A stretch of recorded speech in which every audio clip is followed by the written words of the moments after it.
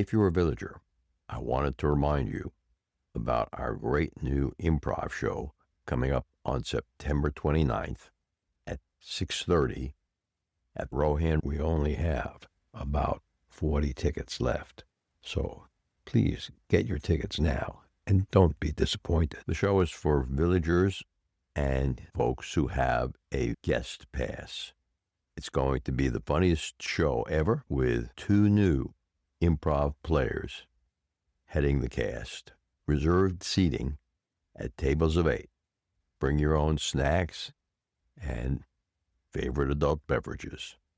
Get your tickets at my.allevents.in/improv 9/29/25. But remember, it's only for villagers who like to laugh.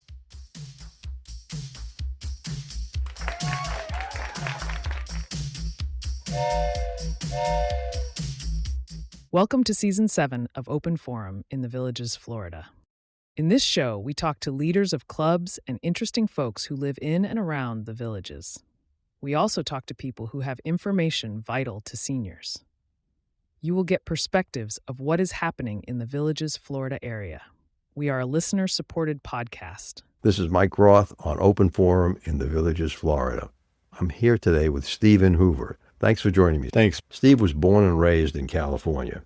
Before relocating to Florida a year and a half ago, he met his wife at their high school reunion in 1999. Steve spent 33 years in his family's floor and window covering business before transitioning to the solar industry for 11 years. He handles public relations today for Sun Life Lawn and Landscaping.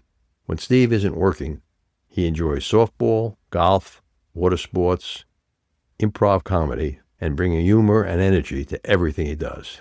Thanks again for joining me, Steve. Now, in water sports, what water sports do you do? Yeah, water volleyball, swimming, just walking in the pool, enjoying the village's lifestyle. I'm also scuba diving. I loved scuba diving. Got involved years ago. Those tanks are heavy, right? They float. I'm thinking those tanks look very heavy when you lift them up. When you're on land, and that's why you don't want to spend a lot of time on land to get in the water, jump in the water, especially if you're boat diving. It's much easier to just jump off the boat and you're not carrying the weight of the tank that long. Right. But then getting back on the boat. Oh, you get out of the water and that tank is still heavy. Yeah. Someone should help pull you into the boat. True. Where do you go diving? The Caribbean's close by. Just a hop, skip, and a jump. Oh, No problem. The last dive I did was off a cruise in the Eastern Caribbean, St. Kitts. We did 2 tank dives there and saw a shark. I got pictures of How close did the shark get? about 10 feet. Oh, boy. That's too close for me. Dun, dun. We need a bigger boat. How many days a week do you play Splish Splash Volleyball? Recently, I haven't been playing Splish Splash or water volleyball.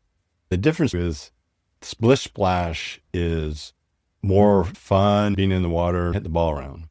In Splish Splash, they have Jungle. where you can hit the ball as many times as you want before hitting it over the net. Oh, it's not that 3 times and over deal. If you've ever seen this take place, it's a riot. It's fun. I had a good time doing that. We have a core of Splish Splash volleyball players coming to the improv show on September 29th. They bought 32 seats. We'll have to entertain them. We'll have to do an improv on Splish Splash Volleyball. Definitely. I golf 2 times a week, Wednesdays and Thursdays. What time do you golf? I'll try to get out early. It's been hot, Yes. humid. Yes. Yesterday I golfed. Our tee time was 9:44, but they got us out early. Yeah. I was supposed to be there at 9:30. They got us out at 9:30. I don't like showing up for golf and not be prepared. Give me 15 minutes to get focused, get everything lined up. If I was going to play golf, I'd want to get out on the course at 6:30 or 7 a.m. 5. The sun's not up yet. I'll wait for the sun to go up. I want to see where the ball goes. It's too warm. I learned on one of my trips. I bought a bucket of balls and went to the driving range, drove balls at 1 o'clock in the afternoon in July. Oh, no. That's when I said, I'm not going to play golf in July. Nope. So The first year I was here, I did a lot of golf with the Rotary Club. So, Steve, let's talk about landscaping. How long have you worked for these guys? I started with Sun Life Lawn and Landscape about 4 months ago in April. I'm new at landscape design. I know how to mow a lawn and trim shrubs, and I'm learning more about plant life here. It's a learning process for me. That's a big business. A lot of people have palm trees. I think they look beautiful. Yeah. But what type of palm trees should people have? I've noticed there's several different varieties. First, you decide if you want palm trees. If you do, I recommend Robolinis. You can maintain them yourself as they don't get much taller than your roof. Roof. About 8 feet. Okay. Another popular palm tree is Sylvester's. I never heard that name. It's a palm tree that's really pretty, nice umbrella forming. A Sylvester I dislike is it can get really big at the bottom. It's called the root ball. Depending on where it's planted, it could push things out of your area. It takes over. Yeah, it's intrusive. Once a year, trim the nuts. They look like little dates. Yeah. What happens if you don't? Then they fall in your yard and make a big mess. In California, we had olive trees like that, and sprayed them to prevent olives from forming. If they fell on the cement, they made awful black stains. Have you ever tried an olive right off the tree? We always sprayed our trees. But you picked it, No, I never put it in your mouth. We had a couple of olive trees right in front of the house. Try it and let me know. You've never done it? Done it. Like it? No. Thing went out of my mouth faster than I put it in. Very bitter. Very bitter. I found out recently, fun fact, one palm tree, it's beautiful, called a Christmas palm. It doesn't hold up to the weather here. Yeah. It's one of those trees you got to cover up with a tarp when it gets Yeah. cold in January. And they get 10, 15 up tall. It'd be difficult to cover it up when it's tall. What kind of low-maintenance plants would you recommend for Central Florida? Low maintenance succulents. You don't have to trim them much. They can survive without much water. Another thing may be a rosebush. It has some trimming to do, but it's very hardy. It can go without water, similar to a cactus. You have a Rosebush. distinct look. We had roses in Cincinnati, and the roses attracted wild animals like deer. We had a herd of deer in our backyard for years. Oh, did they Eat eat the rose flowers bush. and Yes. the leaves? Just the flowers. Huh. Well, there were other plants they ate the leaves too. Luckily, we don't see too many deer Yeah. eating rose bushes. I've never known- Armadillos, maybe. I don't want any of them either. Thoughts on ground cover, rocks versus pine bark or shredded redwood? My thoughts, I like rock. And if I had my yard to do over again, it would be smooth, like river rock, rather than what I have, which is crushed granite. That's the white rocks. It's whitish salt and pepper look. Okay. The reason I don't like what I have is that trying to blow leaves out of this rock is really difficult. It's They like stick. a hurricane blow them out. What is gorilla hair in landscaping? Funny you should ask. Gorilla hair, that is shaved redwood bark. If you grind it up, it turns into this, I call it gorilla because it looks like an orangutan. Is that better than pine needles? It looks better than that pine, the straw. A lot of the villages, the same thing over time. It grays out. Mhm. That's the downside of pine bark, gorilla hair, pine straw. It grays out over time. I So you think have the to pine, replenish it. yeah, we've had to replenish pine straw.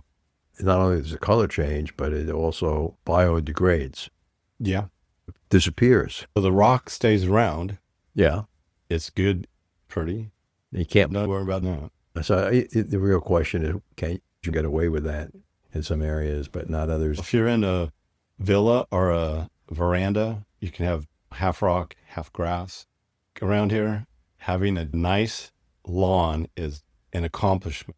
It's an ongoing battle with the critters, bugs, insects, and weeds. Then the reclaimed gray wood they give us for landscaping, it's terrible.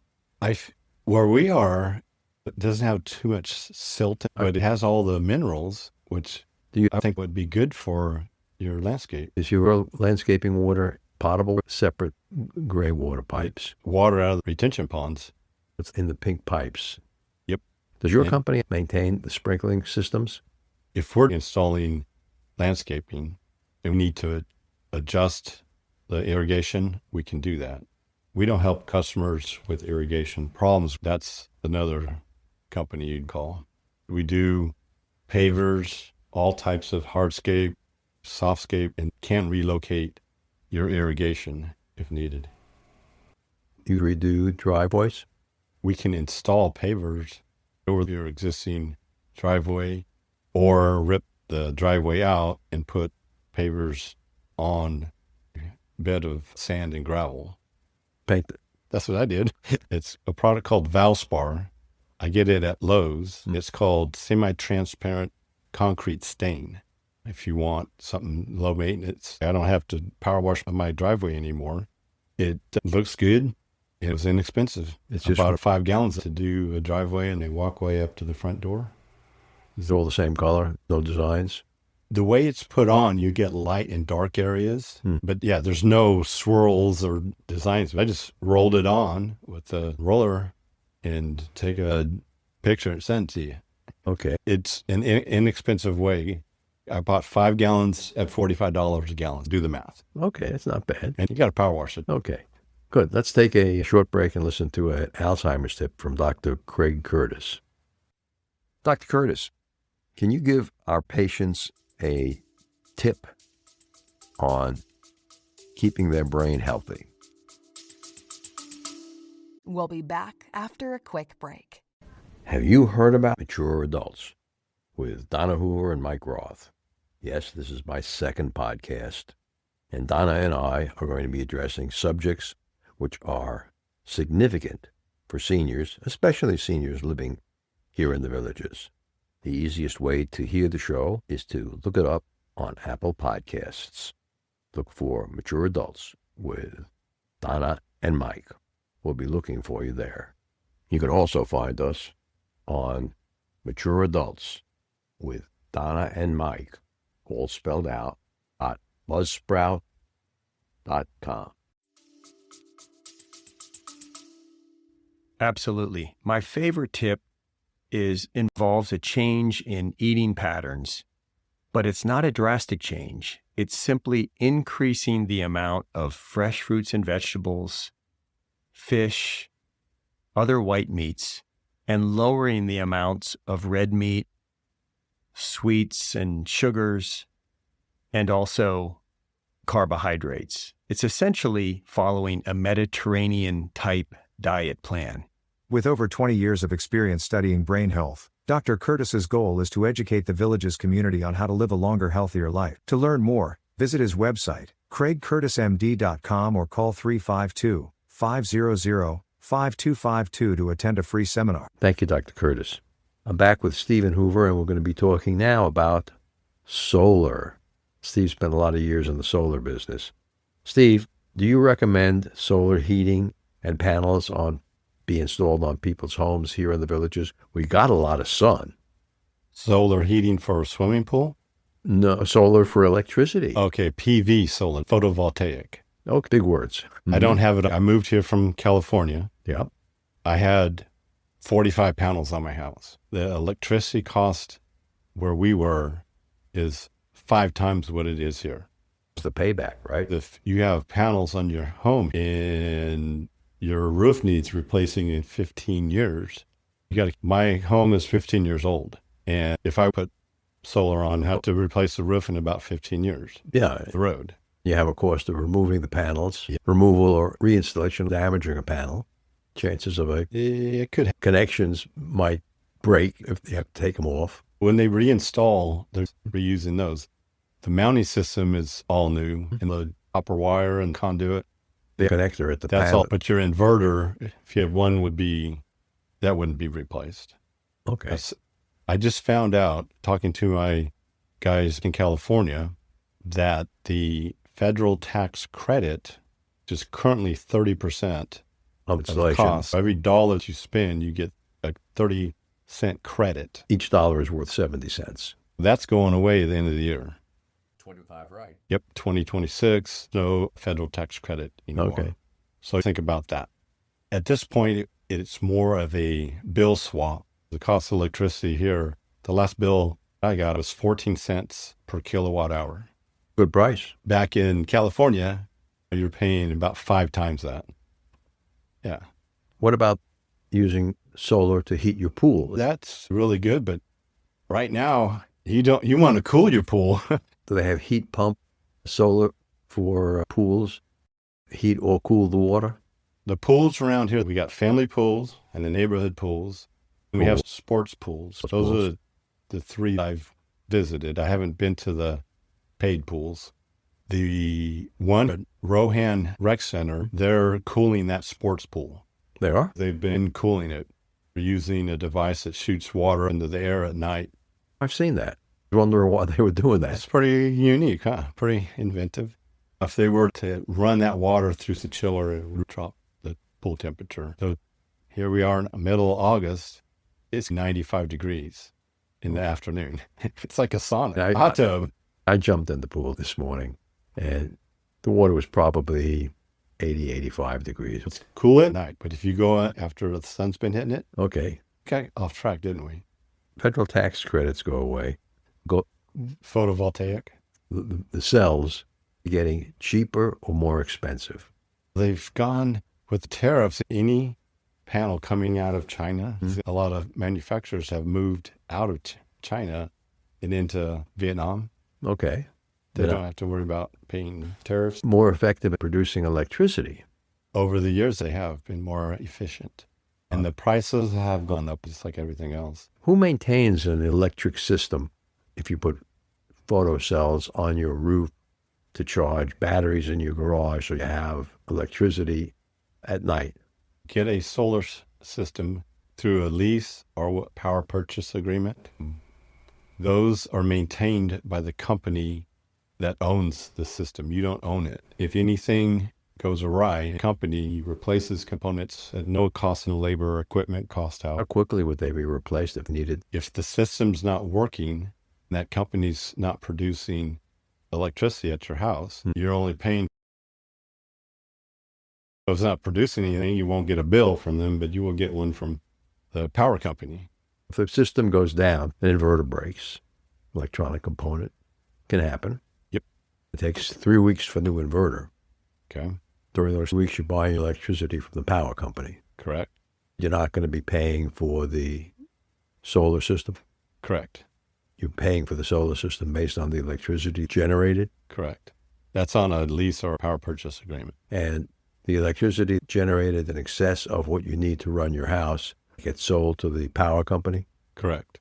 The operator gets that money, not the homeowner.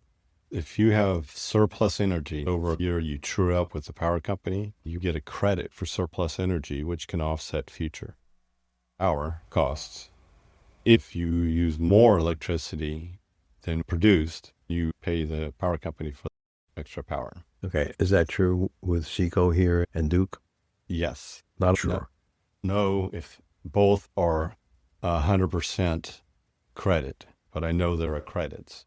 So if you have a house without a pool, Okay. don't put in solar because there's no payback. Without a swimming pool? And with a swimming pool, it seemed solar heating could save money. Okay. There's a lot in depth to this because you're talking pool solar. Okay. Is heating your swimming pool. If I had that, I wouldn't be using it. If you had a swimming pool right now, you wouldn't be using your pool heater, but you'd still use your filtration motors heavily. They're running These- 12 hours a day. I was going to say 15, 17 hours a day because you hear them all the time at the pools. You're using that electricity to run the pool pump. Solar power. You can use it to run the whole home. Right. Your air conditioner, washer, dryer, electric water heater. They got to California involved in window and floor covering business, a family business. Yeah. Were you in sales or installations? Mostly sales. I Mhm. did some installation, but as you can see, I'm not designed Yeah. for. You're very tall. In the Oh, my villages, did you change the floors in your home? I changed the flooring.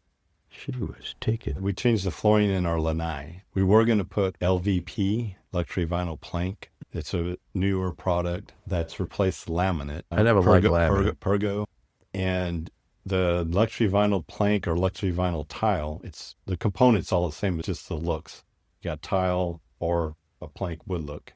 Yeah, what I didn't like about the original ones is there was a styrofoam layer underneath them. Does luxury vinyl tile go right on the cement or on a layer of styrofoam? I misspoke. I started talking about luxury vinyl plank because it's a hot product. Mm-hmm. We put ceramic tile in our lanai. There's nothing under it except adhesive or cement.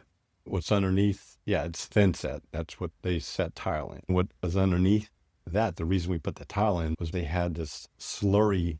I've seen it on driveways. It's like a slurry with pattern and really nooks and crannies. And you won't believe it, but the way I was cleaning this is I brought in my power washer and a push broom and pushed everything out the back door. That's the only way you could really clean this. I wouldn't recommend it for indoors. Like a shark coating. Shark? Shark is a brand. So that all had to be ground down. That was a big can of worms, dust ball going on. A mess. But then we got the tile in and it works well. You got to make sure and seal the grout really well, especially if you have cats. Is your lanai enclosed in glass or just open with screens? It's enclosed with glass. Okay. That was already in the house. Okay. Nice feature. Nice feature. It's that double pane? Yep. It's got a coating. They put the tent on it for privacy during the day. Not so private at night. You got lights on the inside, yeah. Did you use air conditioning in the lanai? Yes, that was installed when we bought the house. The people before us had the lanai enclosed and put a mini split. That work well? Great. Okay. Especially in the late afternoon. It faces south, and we kick that on to help cool it off. I understand you put a mini split in your garage. Yeah. You said you really enjoy that. That's the way to fly here. Is the mini split strong enough to overcome engine heat in the hot car in the garage? Oh, yeah. The car goes in the garage when it's hot. I don't park it in there when it's wet. I painted the floor with epoxy. If you park or any water on there, you step on it, especially barefooted. Oh, it's like ice. Ice. It's slippery. We parked the car. I've seen some people paint driveways with that stuff. It's slippery when it rains. So the car, we can park it in the garage when it's hot. It changes the temperature for a bit, but the cold compensates and the car cools down.